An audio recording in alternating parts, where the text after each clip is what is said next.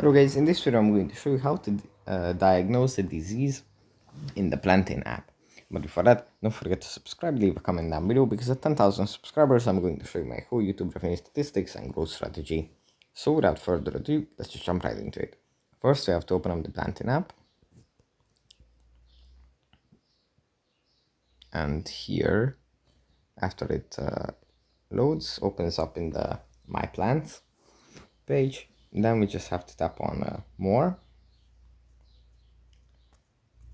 Scroll down, and here under treatment we can tap on disease diagnosis. Now the app is going to ask for a permission to use our camera, and we can then take a picture of the plant and the diseased part, and then identify it and find a solution for that disease. So yeah, that's pretty much it for this video. Hope it was helpful for you guys, and I'll see you in the next one. Bye.